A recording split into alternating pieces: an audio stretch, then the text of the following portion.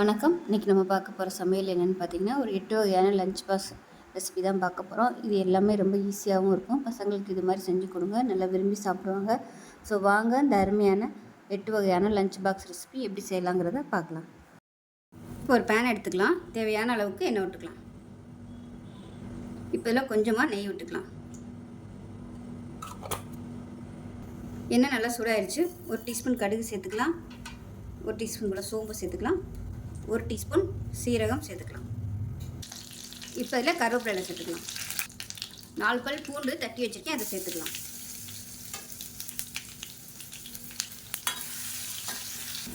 இது கூடவே ஒரு 5 பச்சை மிளகாய் பொடியாக கட் பண்ணதை சேர்த்துக்கலாம்.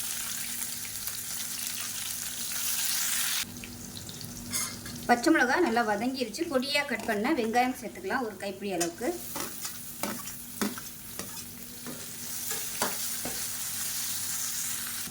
இப்போ இதில் ஒரு கைப்பிடி அளவுக்கு அவரைக்காய் சேர்த்துக்கலாம். பொடியாக கட் பண்ணி வச்சுருக்கேன், அதையும் சேர்த்து எண்ணெயில் நல்லா வதக்கி விட்டுக்கலாம்.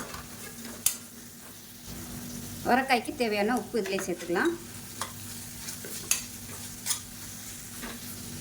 இப்போ இது கூடவே பார்த்திங்கன்னா ஒரு கப் அளவுக்கு சோயா சங்க்ஸ் சுடுதண்ணில் போட்டு வேக விட்டு மிக்சியில் போட்டு நல்லா தூள் மாதிரி அரைச்சி வச்சுருக்கேன். இப்போ இதையும் சேர்த்து நல்லா வதக்கி வச்சுக்கலாம்.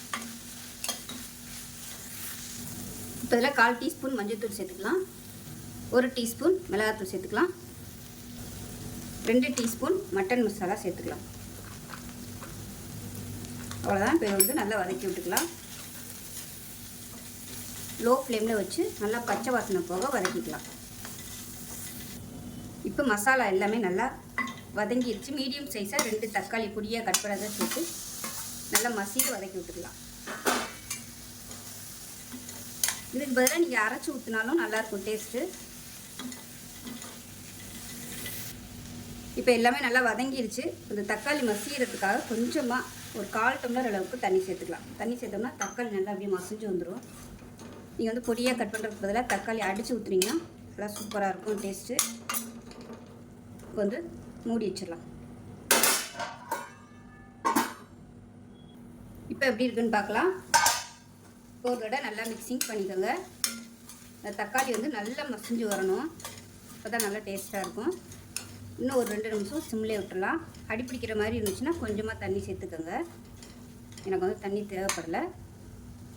மறுபடியும் மூடி வச்சுக்கலாம். இப்போ எப்படி இருக்குன்னு பார்க்கலாம். இப்போ பாருங்க, நல்லா சூப்பராக வந்துடுச்சு. இந்த ஸ்டேஜில் சாதம் சேர்த்துக்கலாம். நான் வேக விட்டு வடித்த சாதம் எடுத்துருக்கேன். நான் வந்து சாதாரண நார்மல் ரைஸ் தான் எடுத்திருக்கேன். நீங்கள் வந்து பாஸ்மதி அரிசி எடுக்கிறதுனாலும் எடுத்துக்கலாம். பசங்களுக்கு எது பிடிக்குமோ நீங்கள் அதை வந்து எடுத்துக்கோங்க. இது பார்த்திங்கன்னா நல்லா மெஷரிங் கப்பில் ஒரு 1.5 கப் அளவுக்கு எடுத்திருக்கேன். அந்த சாதத்தை அப்படியே சேர்த்துக்கலாம்.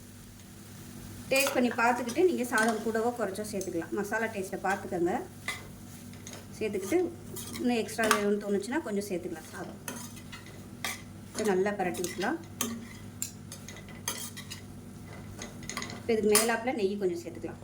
நான் பசங்களுக்கு லஞ்ச் பாக்ஸ் கொடுக்கையில் தாராளமாக நெய் சேர்த்துக்கலாம். நல்லா ஃப்ளேவராகவும் இருக்கும். இதில் வந்து சோயா போட்டிருக்கிறது பதிலாக நீங்கள் முட்டை சேர்த்திங்கனாலும் நல்லாயிருக்கும். ஒரு நாளைக்கு சோயா கலந்து கொடுக்கலாம், ஒரு நாளைக்கு முட்டை கலந்து கொடுக்கலாம். அவ்வளோதான், கலந்தாச்சு. இது அப்படியே 1 நிமிஷம் அப்படியே தம்மில் இருக்கணும். அந்த மசாலா எல்லாமே சாதம் இழுக்கணும். கொஞ்சம் 1 நிமிஷம் ஆகும்.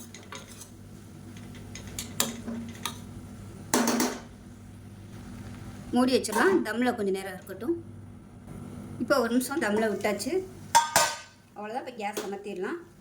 சூப்பரான அவரைக்காய் சாதம் ரெடி ஆகிடுச்சு. லஞ்ச் பாக்ஸுக்கு சைடிஷே தேவையில்லை. இது மாதிரி செஞ்சு பாருங்கள். செஞ்சு பார்த்துட்டு எப்படி வந்துச்சுங்கிறத சொல்லுங்கள். வீடியோ பிடிச்சிச்சின்னா லைக் பண்ணுங்கள், கமெண்ட் பண்ணுங்கள், சேனலை சப்ஸ்கிரைப் பண்ணுங்கள், பக்கத்தில் பெல் எடுத்துக்கலாம். தேவையான அளவுக்கு எண்ணெய் விட்டுக்கலாம்.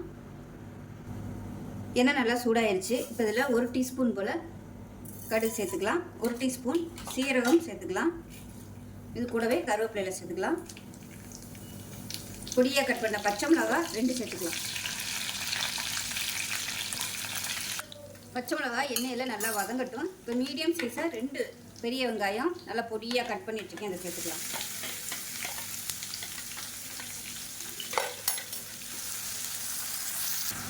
வெங்காயம் வதங்குறதுக்கு உப்பு சேர்த்துக்கலாம். இப்போ வெங்காயம் வதங்கிட்டு இருக்குது. ஒரு 5 இலை மட்டும் புதினா சேர்த்துக்கலாம். புதினா இலை நல்ல ஃப்ளேவராக இருக்கும். வெங்காயம் இன்னும் நல்லா வதங்கட்டும். இப்போ பாருங்கள், வெங்காயம் நல்லா வதங்கிருச்சு. இதில் 1 டீஸ்பூன் போல் இஞ்சி பூண்டு பேஸ்ட் சேர்த்துக்கலாம். இஞ்சி பூண்டு பேஸ்ட் நல்லா வதங்கிருச்சு. இப்போ நல்லா ஒரு 1/2 டேபிள் ஸ்பூன் அளவுக்கு தனியாத்தூள் சேர்த்துக்கலாம். 1/4 டேபிள் ஸ்பூன் மஞ்சள்தூள், 1/2 டேபிள் ஸ்பூன் மிளகாத்தூள், அதே போல் 1/4 டேபிள் ஸ்பூன் சீரகத்தூள், 1/4 டேபிள் ஸ்பூன் கரம் மசாலா இல்லைன்னா கறி மசாலா இதனாலும் சேர்த்துக்கோங்க. இப்போ லேசாக எண்ணெயில் பரட்டி விட்டுட்டு மீடியம் சைஸாக 2 தக்காளி நீங்கள் நறுக்கி போடுறதுனாலும் போட்டுக்கலாம். இப்போ எங்கள் வீட்டில் வந்து தக்காளி முழுசாக இருந்தால் பிடிக்காதுங்கிறதுனால நான் வந்து தக்காளியை அடித்து வச்சுருக்கேன் மிக்சியில். ரொம்ப நைஸாக இல்லை, கொஞ்சம் திரியாக இருக்கிற மாதிரி அடிச்சுக்கோங்க. இப்போ இதுவும் நல்லா எண்ணெய் பிரிஞ்சு வரட்டும். இப்போ தக்காளி நல்லா வதங்கிருச்சு. நல்லா லைட்டாக அப்படியே எண்ணெய் பிரிய ஆரம்பிச்சிருச்சு. இப்போ ஒரு 3 முட்டை வந்து உடச்சி சேர்த்துக்கலாம். முட்டை சேர்க்குறது உங்களோட விருப்பம் தான், எத்தனை வேணாலும் நீங்கள் சேர்த்துக்கலாம். 1 இல்லை 2 எப்படி வேணாலும் சேர்த்துக்கலாம். நான் வந்து இன்றைக்கி 3 எடுத்துருக்கேன்.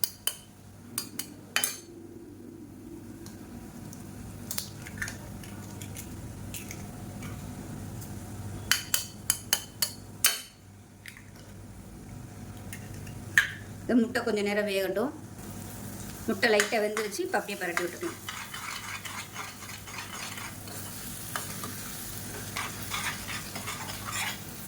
இப்போ இந்த ஸ்டேஜில் நான் வந்து ஒரு 5 இட்லி எடுத்திருக்கேன். நான் இன்றைக்கி எடுத்துருக்க இட்லி பார்த்திங்கன்னா ராகி இட்லி தான் எடுத்திருக்கேன். இதை சேர்த்துக்கலாம். ஸோ காலைல வச்சுருந்தது மிச்சம் இருந்துச்சு, அதை வந்து உதித்து வச்சுருக்கேன். தண்ணியில் போட்டு நல்லா முக்கிட்டு புளிஞ்சிங்கன்னா உங்களுக்கு நல்லா உதிரி உதிரியாக வந்துடும். இந்த ஸ்டேஜில் உப்பு பத்தலைன்னா கொஞ்சமாக மேலாப்பில் உப்பு சேர்த்துக்கலாம். சேர்த்துட்டு கொத்தமல்லி நல்லா பொடியாக கட் பண்ணிட்டு சேர்த்துட்டு மறுபடியும் நல்லா கிளறி விட்டுருக்கேன். நான் வந்து இதில் காரம் கம்மியாக தான் கொடுத்துருக்கேன். விருப்பப்பட்டால் நீங்கள் இன்னும் கூட மிளகாத்தூள் 1 டேபிள் ஸ்பூனாக சேர்த்துக்கோங்க. அவ்வளோதான். அருமையான ராகி இட்லி முட்டை கொத்து ரெடி ஆயிடுச்சு. நல்லா ஹெல்த்தியாக இருக்கும். நீங்கள் லஞ்ச் பாக்ஸ் கூட இது மாதிரி செஞ்சு கொடுத்து விடலாம். நல்லா ஹெல்த்தியாகவும் இருக்கும், நல்லா விரும்பி சாப்பிடுவாங்க. ஸோ இதே மாதிரியே செஞ்சு பாருங்கள். செஞ்சு பார்த்துட்டு எப்படி இருந்துச்சுங்கிறத சொல்லுங்கள். வீடியோ பிடிச்சிச்சுன்னா லைக் பண்ணுங்கள், கமெண்ட் பண்ணுங்கள், சேனலை சப்ஸ்கிரைப் பண்ணுங்கள், பக்கத்தில் பெல் பட்டனை ப்ரெஸ் பண்ணுங்கள். நன்றி. பார்க்கலாம். இப்போ ஒரு சின்ன மிக்ஸி ஜார் எடுத்துக்கலாம். இதில் பெரிய பல்லாக ஒரு 4 பல் பூண்டு சேர்த்துக்கலாம். 1 டீஸ்பூன் போல் கல்லுப்பு சேர்த்துக்கலாம். அதில் 1/2 டேபிள் ஸ்பூன் குழம்பு மிளகாத்தூள் சேர்த்துக்கோங்க. காரம் கம்மியாக இருந்துச்சுன்னா நீங்கள் எக்ஸ்ட்ரா மிளகாத்தூள் சேர்த்துக்கோங்க. இப்போ இது எல்லாத்தையும் நல்லா குறைன்னு அரைச்சிக்கலாம். தண்ணியெலாம் ஊற்றக்கூடாது. நல்லா அந்த பூண்டு வந்து நல்லா நைஸாக வர அளவுக்கு விட்டு நல்லா நைஸாக அரைச்சிக்கலாம். இப்போ பாருங்கள், இந்த அளவுக்கு நல்லா நைஸாக அரைச்சாச்சு. பூண்டு வந்து கொஞ்சம் கூட தெரியலை, இந்த அளவுக்கு இருக்கணும். இப்போ நல்லா வலிச்சு எடுத்துக்கலாம். அதை இப்போ ஒரு கடாயை எடுத்துக்கலாம். நல்லா தாராளமாக நல்லெண்ணெய் விட்டுக்கலாம். இப்போ எண்ணெய் நல்லா சூடானதும் கருவேப்பிலை மட்டும் சேர்த்துக்கலாம். சேர்த்துட்டு நம்ம மிக்சியில் அரைச்சி வச்சுருந்தோம் பார்த்திங்களா, அதை வந்து வலித்து கிண்ணத்தில் எடுத்து வச்சுக்கேன். அதையும் சேர்த்துக்கலாம். சேர்த்துட்டு இதை நல்லா அந்த எண்ணெயில் வந்து நல்லா பொரிய விடணும். அடுப்பு வந்து நல்லா குறைச்சே வச்சுக்கோங்க. கருக விட்டுறக்கூடாது. லேசாக அப்படி வதக்கி விட்டுட்டு கேஸ் அமர்த்திடலாம். அந்த சூட்லேயே வந்து சரியாயிடும். அடுப்புலேயே வச்சுருந்திங்கன்னா கருகி போயிடும். நம்ம குழம்பு மிளகாத்தூள்லாம் சேர்த்துருக்கிறதுனால நான் வந்து கேஸ் அமர்த்திட்டேன். இப்போ எல்லாத்தையும் நல்லா அழுத்தி விட்டாச்சு. இப்போ பார்த்திங்கன்னா நல்லா ஒரு 2 கை அளவுக்கு வடித்து சாதம் எடுத்து வச்சுருக்கேன். இதை அதோடு சேர்த்துக்கலாம். சேர்த்துட்டு நல்லா கிளறி விட்டுக்கலாம். இது மசாலா வந்து எவ்வளோ தாங்குதோ அதுக்கு தகுந்த மாதிரி சாதம் சேர்த்துக்கோங்க. டேஸ்ட் பண்ணி பார்த்துட்டு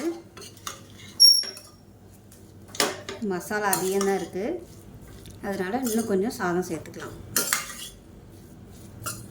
சாதம் மிஞ்சி போச்சுன்னா இந்த மாதிரி செஞ்சு வைங்க, டக்குன்னு காலி ஆயிடும். நான் வந்து இன்னும் ஒரு 2 கரண்டி அளவுக்கு சாதம் சேர்த்துக்கிறேன். நல்ல காரசாரமாக இருந்துச்சுன்னா சூப்பராக இருக்கும். அந்த நல்லெண்ணெய் வாசனையோடு அந்த பூண்டு சேர்த்து இந்த சாதத்தை சாப்பிடும்போது அருமையாக இருக்கும். டக்குன்னு ஒரு 2 நிமிஷத்தில் பண்ணிடலாம். இதுக்கு ஒன்றுமே வேணால் வெறும் முட்டை ஆம்லேட்டு, ஒரு அப்பளம் இருந்துச்சுன்னா போதும். இல்லைன்னா ஒரு பருப்பு துவையல் வச்சு சாப்பிட்லாம், நல்லாயிருக்கும். அவ்வளோதான்.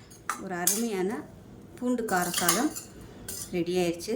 சூப்பராக இருக்கும் டேஸ்ட்டு. செஞ்சு பாருங்கள். செஞ்சு பார்த்துட்டு எப்படி வந்துச்சுங்கிறத சொல்லுங்கள். வீடியோ பிடிச்சிச்சின்னா லைக் பண்ணுங்கள், கமெண்ட் பண்ணுங்கள், சேனலை சப்ஸ்கிரைப் பண்ணுங்கள், பக்கத்தில் உள்ள பெல் பட்டனையும் ப்ரெஸ் பண்ணுங்கள். நன்றி. ஒரு பேன் எடுத்துக்கலாம். இல்லை தேவையான அளவுக்கு எண்ணெய் விட்டுக்கலாம். எண்ணெய் சூடானது 1 டீஸ்பூன் போல் சோம்பு சேர்த்துக்கலாம். சோம்பு லைட்டாக பொரிய ஆரம்பிக்கவும்.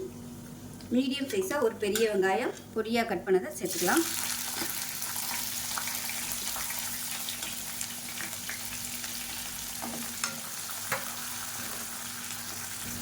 இது கூடவே ஒரு பச்சை மிளகாய் பொடியாக கட் பண்ணதை சேர்த்துக்கலாம். இப்போ இதில் கருவேப்பிலை சேர்த்துக்கலாம். அது கூடவே ஒரு டீஸ்பூன் போல் இஞ்சி பூண்டு பேஸ்ட்டு சேர்த்துக்கலாம்.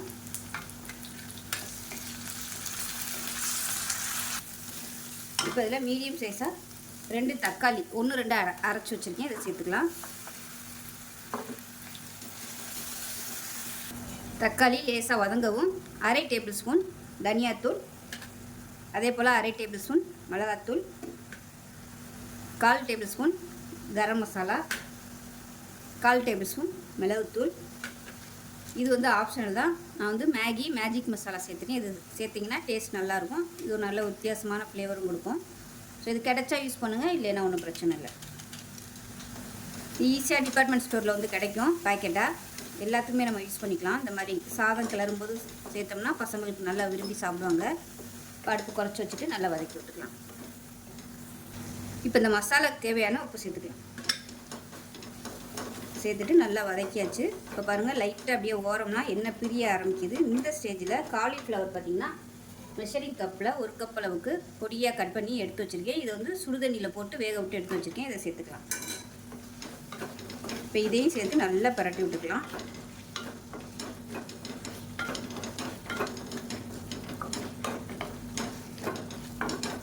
அதை நல்லா கலந்து விட்டாச்சு. இப்போ இதை வந்து மூடி வச்சிடலாம். காலிஃப்ளவர் குக் ஆகட்டும். கொஞ்சம் மீடியமான ஃப்ளேமில் வச்சுக்கோங்க. இப்போ எப்படி இருக்குன்னு பார்க்கலாம். பாருங்கள், காலிஃப்ளவர் வந்து நல்லா சாஃப்டாக குக் ஆகிடுச்சான்னு பார்த்துக்கோங்க. ஒரு வேளை அடி பிடிக்கிற மாதிரி இருந்துச்சுன்னா நீங்கள் லைட்டாக தண்ணி தெளிச்சு விட்டுக்கோங்க.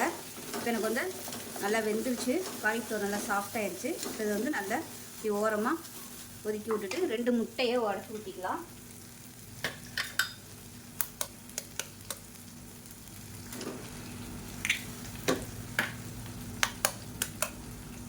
நல்லா கமகமன்னு ரெடி ஆகிடுச்சு. இந்த மசாலாவே சூப்பராக இருக்குது. இது வந்து நல்லா பரட்டி விட்டுக்கலாம். லைட்டாக வேகவும் அந்த காலிஃப்ளவர் மசாலாவை போட்டு பரட்டி விட்டுக்கலாம். இப்போ பாருங்கள், நல்லா ஒரு 1/2 வேக்காடு வெந்துருச்சு. இந்த ஸ்டேஜில் எல்லாத்தையும் பரட்டி விட்டுக்கலாம். இப்போ இந்த ஸ்டேஜில் பாஸ்மதி அரிசி நல்லா வேக விட்டு வடித்து எடுத்து வச்சுருக்கேன். உப்பு போட்டு இப்போ அதை சேர்த்துக்கலாம். 2 கப் அளவுக்கு சேர்த்துக்கலாம். மெஷரிங் கப்பில் 2 கப் அளவுக்கு சேர்த்துருக்கேன்.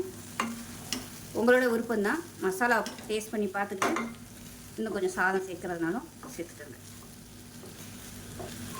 இந்த ஸ்டேஜில் அடுப்பு நல்லா குறைச்சி வச்சுக்கோங்க, இல்லைன்னா சாதம் வந்து அடிபிடிக்கும். இப்போ உப்பு கம்மியாக இருக்குது, மேலாப்பில் உப்பு சேர்த்துக்கலாம். இந்த மேகி மசாலா சேர்க்குறதா இருந்தால் உப்பு பார்த்து சேர்த்துக்கோங்க, ஏன்னா அதிலே உப்பு இருக்கும். இப்போ சூப்பராக ரெடி ஆகிடுச்சு. இது அப்படியே ஒரு 2 நிமிஷம் அப்படியே தம்மில் விட்டுலாம். மூடி வச்சிடலாம். அடுப்பு நல்லா குறைச்சி வச்சுக்கோங்க. இப்போ 1 நிமிஷம் தம்மில் விட்டாச்சு. இப்போ மேலாப்பில் பொடியாக நறுக்கின கொத்தமல்லியில் சேர்த்துட்டு ஒரு பரட்டி விட்டுக்கலாம். அவ்வளோதான். இப்போ கேஸ் அமர்த்திடுங்க. சூப்பரான காலிஃப்ளவர் முட்டை சாதம் ரெடி ஆயிடுச்சு. ஃப்ரைட் ரைஸ்லாம் கூட தோற்று போயிடும், அவ்வளோ டேஸ்ட்டாக இருக்கும். பசங்க விரும்பி சாப்பிடுவாங்க. ஸோ இதே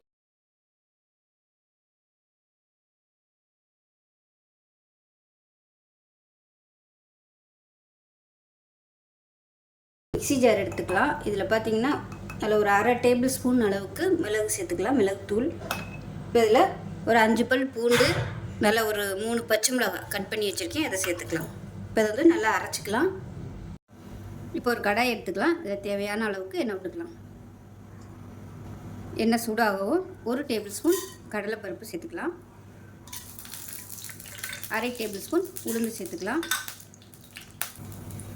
இப்போ இது நல்லா செவந்து வரட்டும்.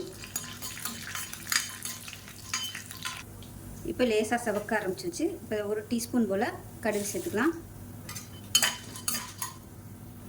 அது கூடவே 3 வரமிளகாய் கிள்ளிட்டு வச்சுருக்கேன், அதை சேர்த்துக்கலாம். இது கூடவே கருவேப்பிலை சேர்த்துக்கலாம்.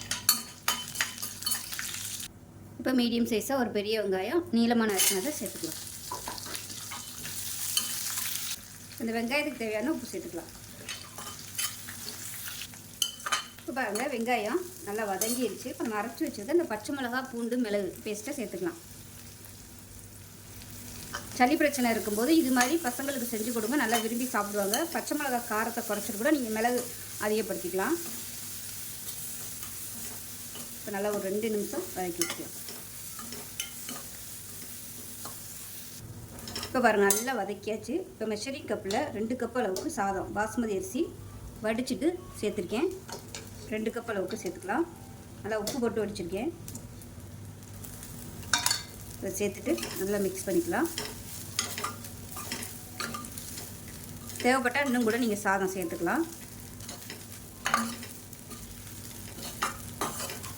லஞ்ச் பாக்ஸுக்கு இது மாதிரி செஞ்சு கொடுங்க, சூப்பராக இருக்கும்.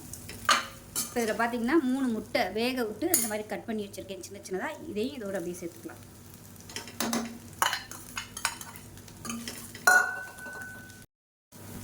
முட்டையை சேர்த்துட்டு நல்லா சாஃப்டாக பரட்டி விட்டுக்கலாம். டேஸ்ட் பண்ணி பார்த்துக்கிட்டு உப்பு பத்தலைன்னா உப்பு சேர்த்துக்கலாம். உப்பு கொஞ்சம் கம்மியாக இருக்குது, உப்பு சேர்த்துக்கலாம். ஒரு சூப்பரான எக் ஃப்ரைட் ரைஸ் ரெடி ஆயிடுச்சு. பெப்பர் போட்டு இது ஃப்ரைட் ரைஸ் டேஸ்ட்லேயே தான் இருக்கும்.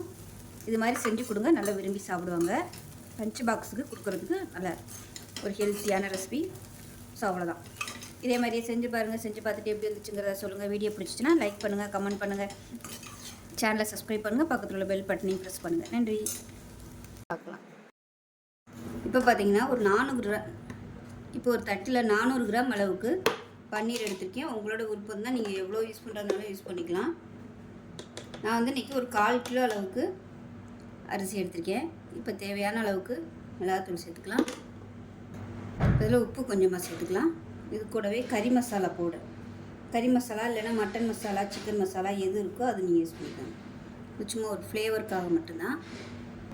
இப்போ இதில் மேலாப்பில் ஒரு 1/2 மூடி எலுமிச்சம்பழம் பிழிஞ்சு விட்டுக்கலாம். இது வந்து லைட்டாக டேஸ்ட்டுக்காக மட்டும், இல்லைன்னா ரொம்ப சப்புன்னு இருக்க மாதிரி இருக்கும், அதுக்காக.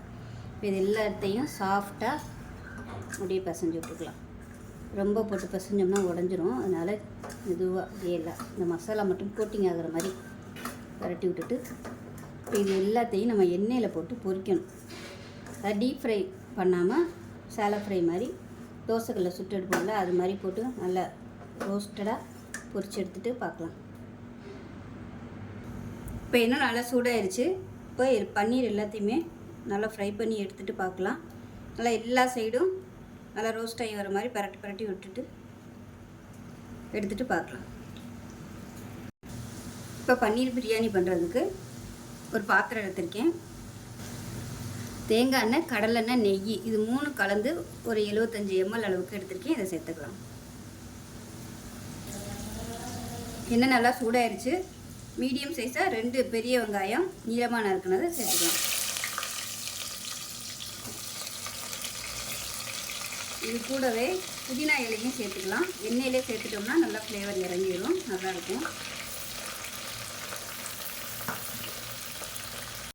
வெங்காயம் வதங்குறதுக்கு உப்பு சேர்த்துக்கலாம். வெங்காயம் நல்லா கோல்டன் கலரில் வரணும். இப்போ வெங்காயம் லைட்டாக வதங்க ஆரம்பிச்சிருச்சு, நல்லா கோல்டு கலரில் வந்துருச்சு. இந்த ஸ்டேஜில் இஞ்சி பூண்டு பேஸ்ட்டு நல்லா 1.5 டேபிள் ஸ்பூன் அளவுக்கு சேர்த்துக்கலாம். சேர்த்துட்டு பச்சை வாசனை போக வதக்கி விட்டுக்கலாம். இஞ்சி பூண்டு பேஸ்ட்டு நல்லா வதங்கட்டும். இதில் பார்த்தீங்கன்னா ஒரு 10 சின்ன வெங்காயம், அதாவது ரொம்ப குட்டி குட்டியாக இருந்ததுனால 10 எடுத்திருக்கேன். பெருசாக இருந்தால் ஒரு 5 எடுத்துக்கோங்க. அது கூடவே ஒரு 4 முந்திரி பருப்பு. இது வந்து நல்லா நைஸாக அரைச்சிக்கலாம். இஞ்சி பூண்டு பேஸ்ட்டு நல்லா வதங்கிடுச்சு. இப்போ நம்ம அரைச்சி வச்சுருக்க வெங்காயம், முந்திரி பருப்பு பேஸ்ட்டு சேர்த்துக்கலாம். சேர்த்துட்டு இதையும் நல்லா வதக்கி விட்டுக்கலாம். இப்போ பாருங்கள் எல்லாமே நல்லா வதங்கிடுச்சு. 1.5 டேபிள் ஸ்பூன் மிளகாத்தூள் காரத்துக்கு ஏற்ற மாதிரி சேர்த்துக்கோங்க. 1/4 டேபிள் ஸ்பூன் கரம் மசாலா, பட்டை, கிராம்பு, ஏலக்காய் இது 3 அரைச்சது. இதையும் சேர்த்து வதக்கிக்கலாம். லேசாக ஒரு பரட்டி விட்டுட்டு மீடியம் சைஸாக 2 தக்காளி கட் பண்ணி வச்சுருக்கேன், அதை சேர்த்துக்கலாம். சேர்த்துட்டு இது நல்லா மசிஞ்சு வரணும், அந்த அளவுக்கு வதக்கிக்கலாம். இப்போ இதில் நல்லா ஒரு 3 டேபிள் ஸ்பூன் அளவுக்கு கெட்டி தயிர் சேர்த்துக்கலாம்.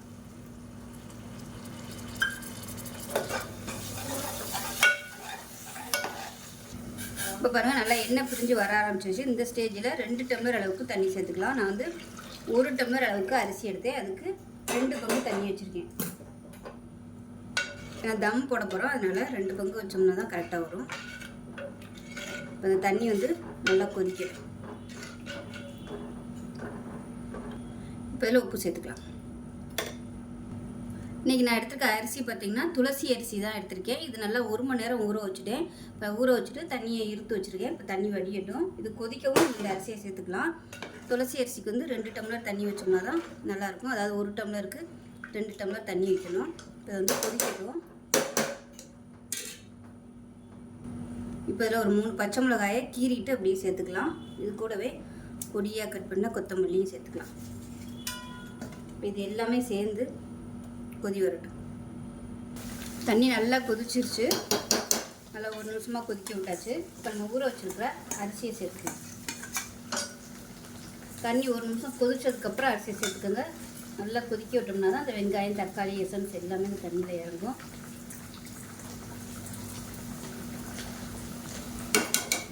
நல்லா கலந்து விட்டுடலாம். இப்போ இதில் ஒரு அரை முடி எலுமிச்சம்பழம் பிழிஞ்சு விட்டுக்கலாம். இந்த ஸ்டேஜில் உப்பு செக் பண்ணி பார்த்துட்டு உப்பு சேர்த்துக்கலாம். உப்பு கொஞ்சம் கம்மியாக இருக்குது, உப்பு சேர்த்துக்கலாம். இந்த ஸ்டேஜில் உங்களுக்கு காரம் பத்தாத மாதிரி தெரிஞ்சிச்சுன்னா 2 பச்சை மிளகாயை உடச்சிட்டு கொதிக்கையில் சேர்த்துக்கலாம். இப்போ அடுப்பு மீடியமான ஃப்ளேமில் கொதிக்கட்டும். இப்போ பாருங்கள், தண்ணியும் சாதமும் ஒன்று சொன்னாப்பில் வந்துடுச்சு. இப்போ நம்ம வறுத்து வச்சுருக்க இந்த பன்னீரை வந்து சேர்த்துக்கலாம். ஸோ பன்னீர் சேர்க்குறது உங்களோட விருப்பம்தான். பன்னீர் சேர்த்துட்டு நல்லா சாஃப்டாக கிளறி விட்டுக்கலாம்.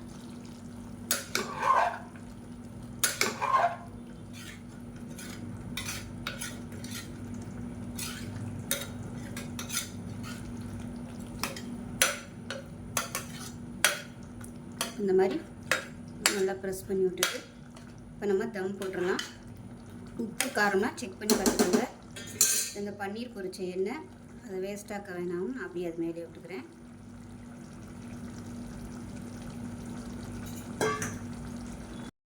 அடியில் ஒரு தோசைக்கல் வச்சுருக்கேன். அதுக்கு மேலே பிரியாணி பாத்திரத்தை வச்சுட்டேன். இப்போ வந்து மேலாப்பில் இந்த மாதிரி வெயிட்டான கல் வச்சுருங்க. வச்சுட்டு ஒரு 2 நிமிஷம் தோசைக்கல் வந்து நல்லா சூடு ஏறட்டும். ஏறினதுக்கப்புறமா நல்லா குறைச்சி வச்சுட்டு நல்லா ஒரு 20 நிமிஷம் கழிச்சுட்டு பார்க்கலாம். இப்போ எப்படி இருக்குன்னு பார்க்கலாம். நல்லா ஒரு அரை மணி நேரம் ஆயிடுச்சு. ஆஃப் பண்ணிவிட்டு நல்லா ஒரு 10 நிமிஷம் அப்படியே விட்டாச்சு.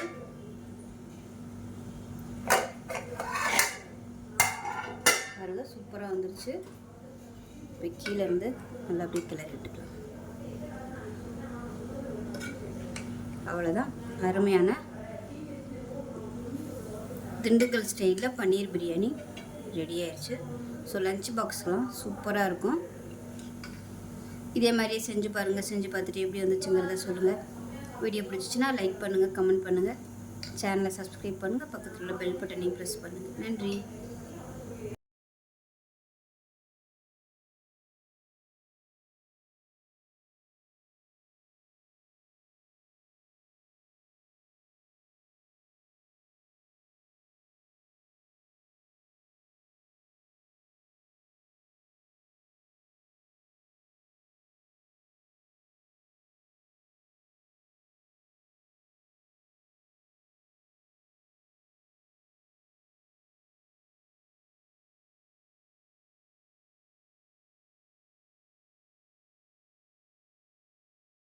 இப்போ ஒரு பேன் எடுத்துக்கலாம். இதில் வந்து நெய் சேர்த்துக்கலாம். இந்த பொடி இட்லி நெய்யில் செஞ்சிங்கன்னா தான் நல்லாயிருக்கும். கொஞ்சம் எண்ணெயை விட்டுக்கலாம். நல்லெண்ணெய் விட்டுக்கோங்க, நல்லா டேஸ்ட்டாக இருக்கும். நல்லெண்ணெய் இல்லை கடலெண்ணெய் சேர்த்துக்கோங்க. இப்போ எண்ணெய் சூடாயிடுச்சு. 1 டீஸ்பூன் போல் கடுகு சேர்த்துக்கோங்க. 1 டீஸ்பூன் உளுந்து, 1 டீஸ்பூன் போல் சீரகம். இப்போ இதில் ஒரு 3 பல் பூண்டு நச்சு வச்சுருக்கேன், அதை சேர்த்துக்கலாம். அது கூடவே ஒரு 3 வரமிளகாய் விதையை எடுத்துகிட்டு சேர்த்துக்கோங்க. அதோட கருவேப்பிலையில் சேர்த்துக்கலாம்.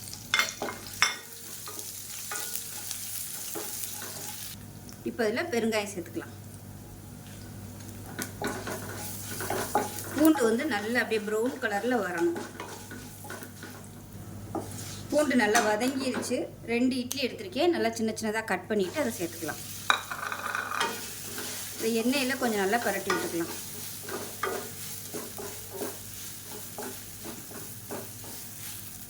இப்போ இட்லி நல்லா எண்ணெயில் போட்டாயிடுச்சு. இப்போ இந்த ஸ்டேஜில் இட்லி பொடி, வீட்டில் அரைச்சி வச்சுருக்க இட்லி பொடி இல்லை கடையில் வாங்கின இட்லி பொடி எதுனாலும் சேர்த்துக்கலாம். எவ்வளோ தேவையோ அதுக்கு தகுந்த மாதிரி சேர்த்துக்கோங்க. அவ்வளோதான். இப்போ நல்லா பரட்டி விட்டுக்கலாம். இன்னும் கொஞ்சம் இட்லி பொடி சேர்த்துக்கலாம். சேர்த்துட்டு மேலாப்பில் நெய் சேர்த்துக்கலாம். சேர்த்துட்டு நல்லா பரட்டி விட்டுக்கலாம். நெய் வாசனையோட டேஸ்ட்டு சூப்பராக இருக்கும். அவ்வளோதான், அமர்த்திடலாம்.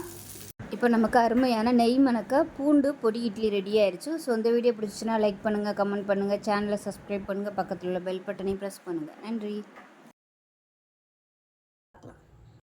இப்போ ஒரு பேன் எடுத்துக்கலாம். இதில் வந்து நல்லெண்ணெய் ஒரு டேபிள் ஸ்பூன் அளவுக்கு விட்டுக்கலாம். இப்போ எண்ணெய் நல்லா சூடாயிருச்சு. 1 டேபிள் ஸ்பூன் வர கொத்தமல்லி, அதாவது தனியா விதை சேர்த்துக்கலாம். 1/2 டேபிள் ஸ்பூன் மிளகு, 1/4 டேபிள் ஸ்பூன் வெந்தயம். ஃபஸ்ட்டு இது வந்து நல்லா வறுத்துக்கலாம்.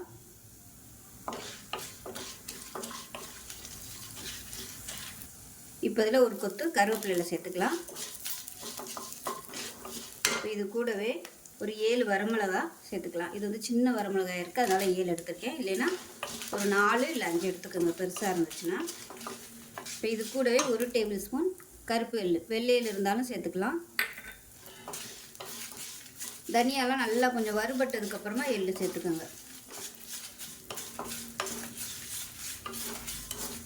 இப்போ இது எல்லாமே நல்லா வறுபட்டுருச்சு. இது அமர்த்திட்டு மிக்சியில் போட்டு நல்லா நைஸாக பொடிச்சுக்கலாம். இப்போ ஒரு பவுலில் 50 கிராம் அளவுக்கு புளி எடுத்திருக்கேன். புளி வந்து நல்லா சுடுதண்ணி ஊற்றி நல்லா ஊற வச்சுட்டேன். இப்போ ஏற்கனவே வந்து இதில் 1 கப் அளவுக்கு தண்ணி ஊற்றிருக்கேன் மெஷரிங் கப்பில். இப்போ இன்னொரு கப் அளவுக்கு தண்ணி சேர்த்துக்கலாம். 1/2 லிட்டர் தண்ணி ஊற்றிருக்கேன். மெஷரிங் கப்பில் 2 கப் அளவுக்கு. இதை வந்து நல்லா கசக்கி விட்டு வடிகட்டி எடுத்துக்கலாம்.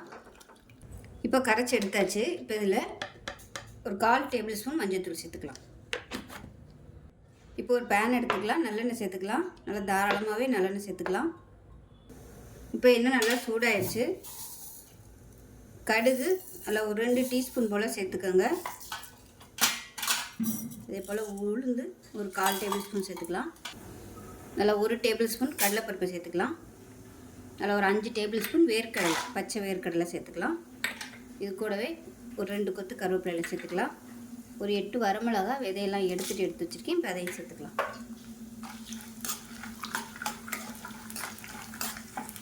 இப்போ பாருங்கள், வரமிளகா நல்லா வறுபட்டுருச்சு. இப்போ இதில் பெருங்காயம் சேர்த்துக்கலாம். பெருங்காயம் எவ்வளோ சேர்க்குறோமோ அந்தளவுக்கு புளியோதரை நல்லாயிருக்கும். இப்போ எல்லாமே நல்லா வறுபட்டுச்சு. இப்போ நம்ம கரைச்சி வச்சுருக்க அந்த புளியை இதோட சேர்த்துக்கலாம். இப்போ இதில் ஒரு 3 பச்சை மிளகாயை கீறிட்டு சேர்த்துக்கலாம். இது நல்லா கொதிக்க ஆரம்பிக்கவும் அடுப்பை நல்லா சிம்மில் விட்டுட்டு நல்லா கெட்டியாக வந்ததுக்கப்புறம் பார்க்கலாம். இப்போ இந்த புளிக்காய்ச்சலுக்கு தேவையான உப்பு சேர்த்துக்கலாம். சாதம் வடிக்கும் போதும் உப்பு சேர்த்துருக்கேன். இப்போ பாருங்கள், புளிக்காய்ச்சல் நல்லா கொதிக்க ஆரம்பிச்சிருச்சு. இப்போ நம்ம பொடிச்சு வச்சுருக்க அந்த பொடியை இதோடு சேர்த்துக்கலாம். இது வந்து இன்னும் முழுசாக கொதிக்கலை. இப்போ பொடியெல்லாம் சேர்த்துட்டு விட்டுடலாம். அப்படியே நல்லா சிம்மிலே விட்டுட்டோம்னா நல்லா கெட்டியாக வந்துடும்.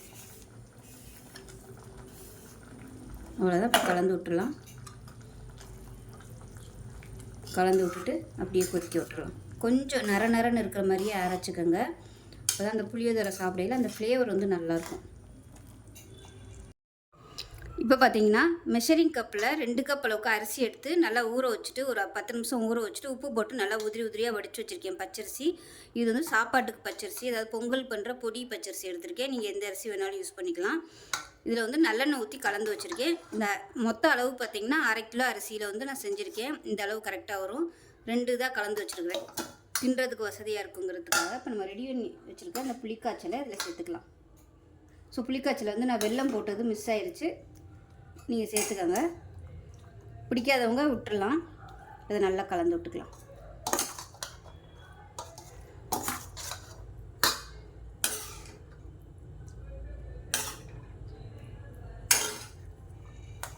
எல்லாத்தையும் நல்லா கலந்து விட்டுட்டு பார்க்கலாம்.